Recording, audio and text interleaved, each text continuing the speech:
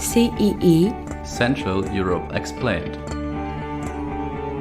an IDM podcast series, powered by Erste Group. Episode 35, Education Cannot Wait.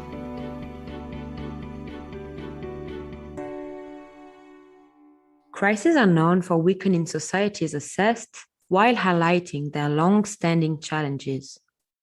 Systemic disparities are the first one to be emphasized while increasing the gap between inequities. Indeed, inequalities have long been existing regarding education. Depending on financial status, location, and country of residence, not every child accesses schooling equally. But when the COVID-19 pandemic hit, every school faced the necessity of introducing remote learning. And when 2 years later, the war hit Europe, Ukrainian students and teachers must adapt again. Schools and classrooms remain in times of war a place where children can find a sense of stability to learn and process trauma. For Ukraine, it is about 5.5 million school-aged children who remain in the state and thousands of others who fled. Some end up in a new country with unfamiliar faces, schools, and languages. Others follow remote learning in which air raid sirens give the rhythm.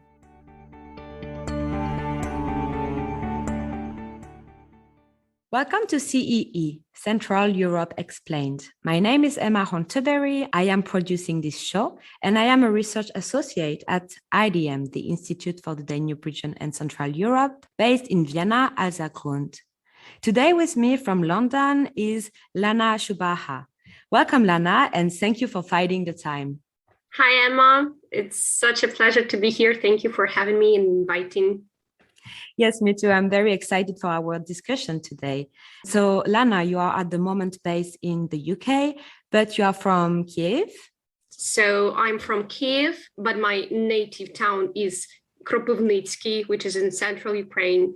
So I evacuated during the war after the first week of it to first it was Lviv, then Poland, then Turkey, and finally I'm here in the UK, but not for long. I'm going home, I hope, next month. So let's see how it goes.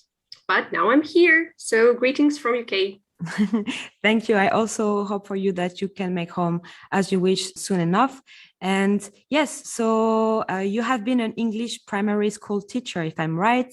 But when the war started, you funded a voluntary project called Pan Havlenko, which provides an online courses for kids refugees in English, art, and many other things. Yeah, so I'm a primary school teacher and I have 4 classes, but because of the war, we had some cut-offs, and now I allow myself to do some extra project because lots of kids, they don't have online school, unfortunately, and we provide yoga, art. It's for free, absolutely, and the schedule is quite smooth, so kids can attend to it after school, before school, during the weekend, during the holidays, whenever they want. That's a great initiative, and actually it's linked to a question I want to ask you, because I heard that when the war broke out, the Ministry of Education declared 2 weeks public holidays, but since then, most of the teaching resumed remotely. But actually, the word is newly familiar with remote learning.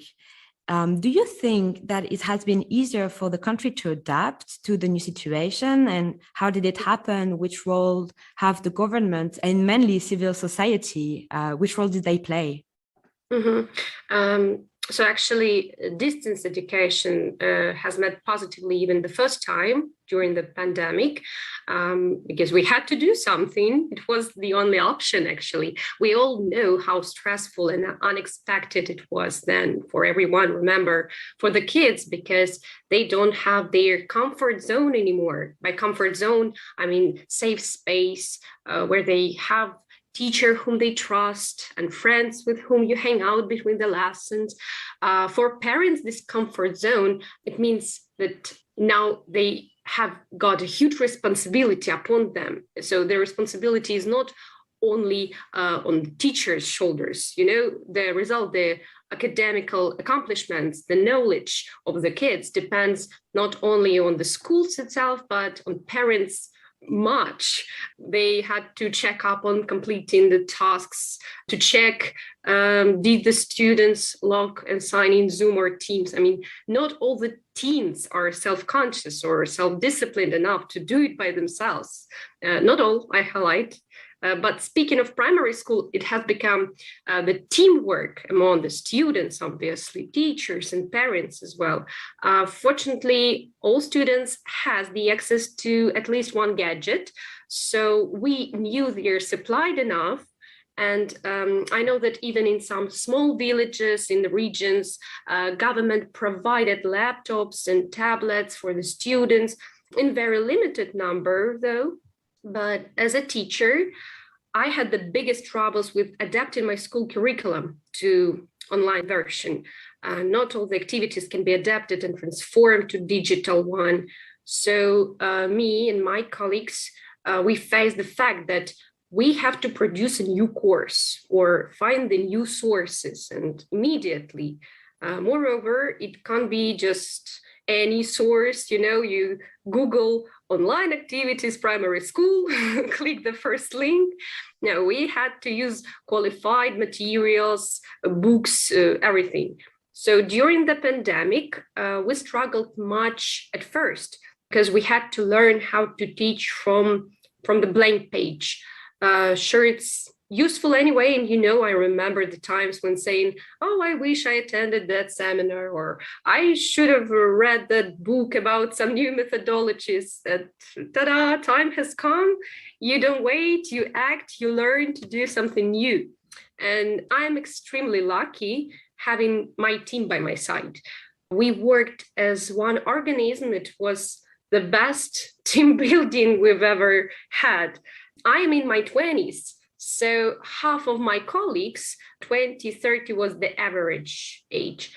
We all wanted to raise and improve in online area, as to say. Unfortunately, it was different for more experienced teachers. I mean, those who hardly use gadgets at the lessons. For lots and lots of teachers among the country, it was an obstacle to use technologies. Probably because they just don't used to it. And surely it led to the decreasing of the quality of educational process. Nevertheless, little by little, teachers cooperated, figured out how to use all the tools needed. And I can say it was not only a revolution in education system, but also in people's minds. When the war started, it was completely not the same. Absolutely. The first weeks you said, yeah, we had these holidays, as we can call them. Everything was like in a fog. You can't see clearly what's going to happen in an hour. We were so scared that the education for some time wasn't the priority at all, but only after these 2 weeks, we started to gather classes again. And I was deeply surprised, realizing that about 80% of all the students are ready to continue and actually looking forward to having lessons. They really wanted, they missed the community, classmates, and gosh, we needed the war to start. So the kids understood they love school, We expected less number, much less, because of the quality of the internet and, impossibility of attending to the classes because of the air raid siren. So they have to hide in a shelter or in the hall. It could last hours. But frankly, what a relief was to see their faces again, to interact, to share. Students were so relieved too, knowing that it's not only they who had to evacuate and leave home.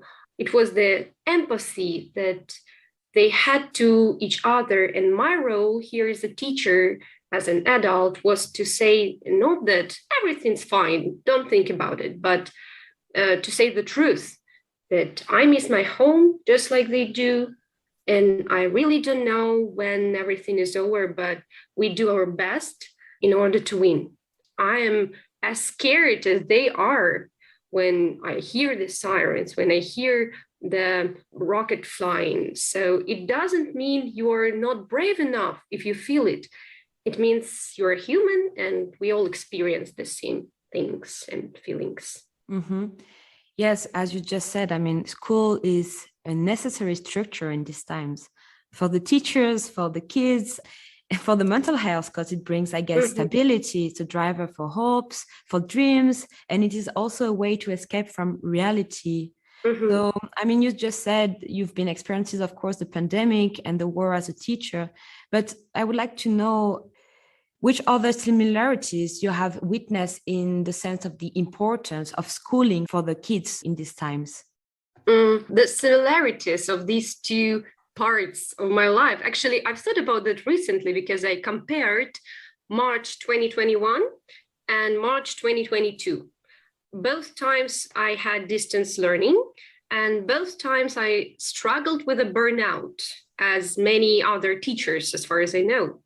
But in 2021, it was caused by the intensity. As I've said, we made up the whole courses. And the most upsetting to me was that nobody knew for sure if we did it right or wrong. We were kind of blind teaching, you know. And I realized that the academical accomplishments would be different. The time in March, we passed only the half of course instead of 75% of it. And children weren't motivated at all, which happens much though. But once I felt I'm losing them, it meant we have to change the whole program and use tools I've never used before. So it was ongoing, like roller coaster of the spirit. Once you think, oh, I will do everything to gain their interest. And after a while, you want to quit and sit quietly under the blanket because you don't see the meaning and feedback in what you're doing, how it felt a year ago. And speaking of kids, they've lost their major need, or we may call it leading activity, communication. That's what you said. That's their main need in this period of their life.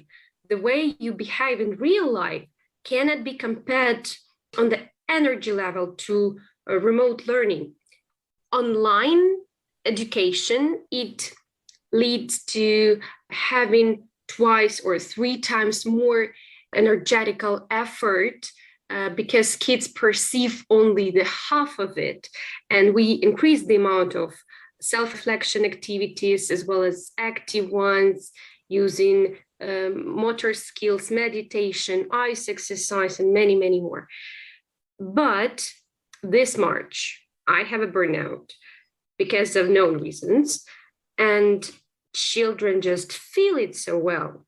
Now they're quite vulnerable, by which I mean they're mirroring the mood of the adults and the crowd. We can say the second about all of us. And academical success isn't the priority anymore, not for the parents nor teachers. Now our aim is to keep them safe mentally and emotionally as much as we can, just support them on the level they had before the war started. We start every lesson with discussing who is safe, and sometimes it leads us to absolutely different topics. We don't have proper lesson as we used to. We discuss things. Now children want to be heard the most. They have so much to tell. That's obvious. That's how trauma works. And we all have this trauma now. It should be spoken, the earlier the better. Actually, no matter what kind of disaster we are facing, I realize that no matter which type of learning we experience, we have to stay supportive, positive, and empathetic. Try to look at the world from the perspective of the students and not underestimate their sadness and feel their joy. That's probably what we should do. I think it's a very, very important point what you just mentioned, everything about mental health, support, talking, communication. I mean, basically how you go through things in life. And I think school must be taking this into consideration for the mental health of everybody and everybody's future. But yeah, we just talked about somehow similarities, but something that we must also consider is that education is an intersectional challenge in which not every kid is equal towards it. So it's a matter of location, of course, but also class, race, gender, and so on. I guess not every child could flee the war, not every child has a safe space to study, and not every child has even the equipment adapted. You said it yourself, you had to adapt as teachers, the kids must do so as well. So yeah, I would like to know your opinion on this intersectional matter. How do you think it is taken into account in today's context? Actually, I can't say that we face such troubles as lack of the equipment, actually, because as I've said, almost all the kids, they have gadgets, at least one of them. But the thing is that, again, the motivation to learn in itself is quite low, and it can be caused by the stress, by the fear of being misunderstood, of fear of being unheard again. So I don't know, it doesn't depend on government anymore. It depends only on the adults, and children, they reflect their parents at first, obviously. Now we can't talk about the mental health of parents quite clearly because, families are separated and men are not allowed to leave the country. So in most families, there is case when mom with kids or grandparents, they leave their house and dad is still there in their native town. And in that case, it's kind of support that mom cannot provide herself. And it's so hard for the kids to find this, inner strength. So first of all, we think and work for instance, in my courses, we have psychology club for parents. And there we work. First meeting, it was only about the parents, not about the kids. It was about the parents, about how they should act or how they should react. The funny thing is that we don't know how. I mean, nobody knows. We never experienced war. Sorry for saying the first war in my life. I don't know how to act in proper way. And that's why we said that all the reactions you have are normal. They are natural, and that's okay. And don't blame yourself for acting differently because nobody expected it and nobody knows what is right, what's wrong. So when we talked to the parents, we realized that some parents are blaming themselves, and we asked them not to, because you will overcome it. No matter how much time will it take, but you will overcome it, so will your kid. And we know that kids are more flexible than adults. So maybe we should reflect kids now. So it's kind of, again, the sharing, and I will not stop saying the energetical level, because you have so much things to learn from your kid as well, but you need to be the example and role model for your kid. As a teacher, I realized that I need to ask them about their feelings, but they also need to know how I feel about such things. And of course, they have so many boundaries on their way, but it's just a matter of time. And we need to speak about it on and on, that it's a matter of time. it will pass. Everything will pass. The thing which really matters and is constant is what kind of person you are. That's what we try to do, to wake the consciousness in kids. And the fact is now they grew up very fast. So teens became adults just the 24th of February. They really grew up +5 years to each. And my primary school students, frankly, I've noticed they started to act they've never acted before. I mean, in a positive way, in some kind of self-reflected way. So it really speaks about their matureness. Yeah, you said it, that we have to reflect with the kids, as the kids. I mean, there is this French saying, la vérité sort de la bouche des enfants, which means the truth is going out through the children's mouth, which I think makes much sense here. So we have to listen to them to know how to act as well. Yeah. Talking about France, actually, I realized something when I traveled home, because I met some friends who were hosting a family and the kid was going to the local school in France. And I realized that fleeing the war means also for the kids in the new country, the challenge, as well for the parents, but for the kids, the challenge to accommodate to a new culture and a new language. And yes, I realized that the kid would have classes online in Ukrainian, but also on site, but then hold in the French school in French. And I was wondering, do you think then this is a trigger for children, or could it also be maybe something beneficial in the sense that the kids would focus on something which they have a power of action on, learning the new language, meeting new people in a global context in which they don't have actually any action, any possibility to change the things, which is the war. What do you think about it?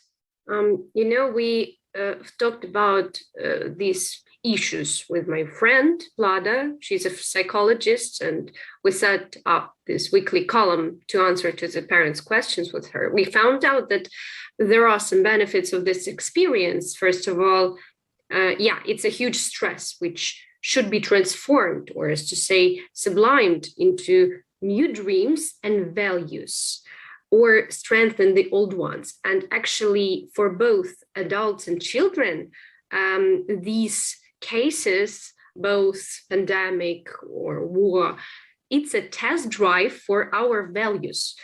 We check whether they are truly ours, whether they feed us, and whether we follow them no matter what.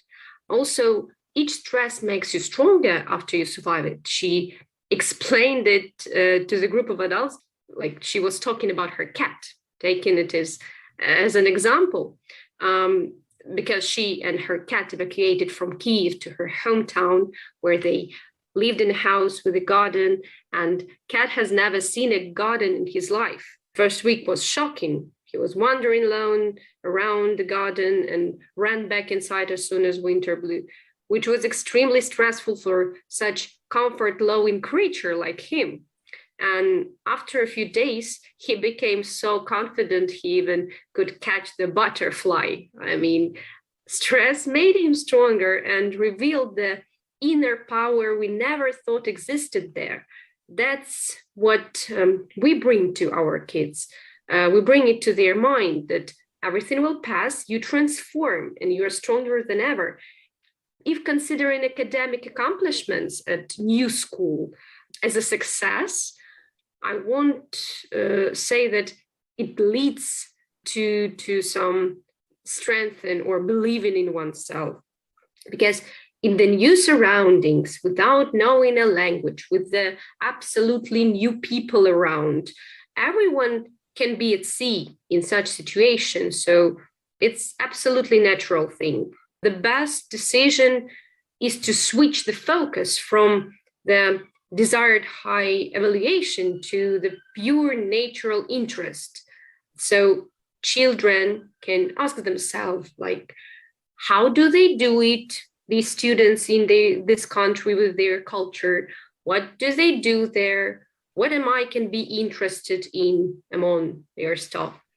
And we really switched this focus from the, again, academic accomplishments to the discovery-centered goal.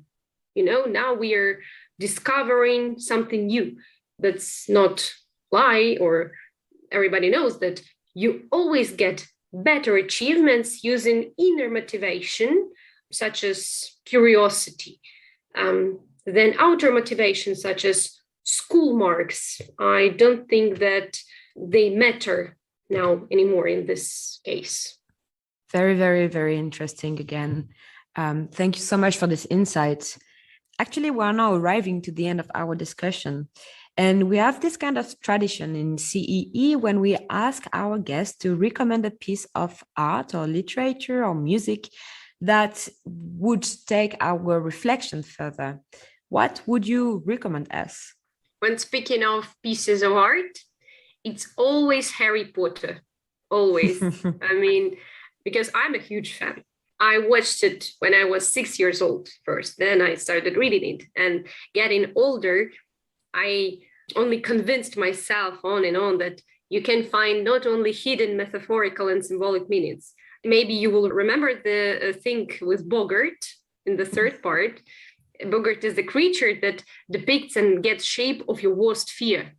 And exactly. It can be defeated by laughter. And the spell is called ridiculous. Honestly, one of my favorites in a lifetime, really. So this ridiculous thing, which had absolutely no meaning for me as a kid. I didn't know English well, so ridiculous, okay, maybe some Latin word or something. And rewatching it the 11th time as a teen, I realized that, yes, indeed, laughter is the key. The positive thinking, facing and overcoming your fear is what makes you not only the more qualified magician, but also more brave and stronger person.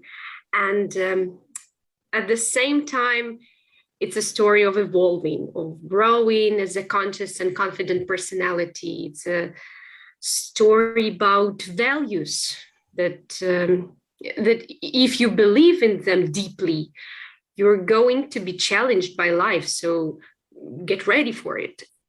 No, I think it makes much sense. And I really, really, really find it very interesting what you said about this ridiculous spell.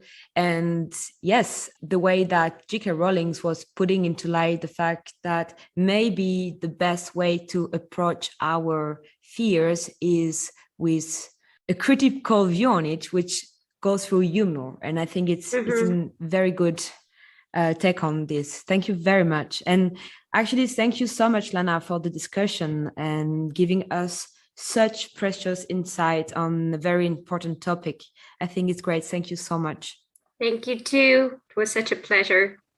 For me too. And I really hope the war would end soon, of course, and that kids could go, to a different normality, go back to the classes physically with the teachers. But yeah, and thank you for the work you do. I think also with the association you are in, I think it's very important. Thanks so much for this. Thank you, Emma. And to our listeners, you will find the link to Lana's project, Pan Havlenko, in the descriptions. Also, if you like this episode, please subscribe to our podcast or recommend it to your friends and colleagues. We would love to hear some feedbacks about it and also your ideas.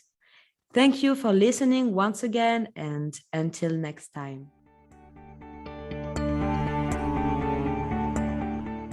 So, you enjoyed this podcast? Then tune into another CEE episode and subscribe to the IDM podcast series on Apple Podcast, Spotify, Acast, or elsewhere you get your podcast. And also have a look at the rest of our work on our website www.idm.at. For any feedback or podcast collaboration, feel free to contact me at e.honteberie@idm.at. The email is in the description below.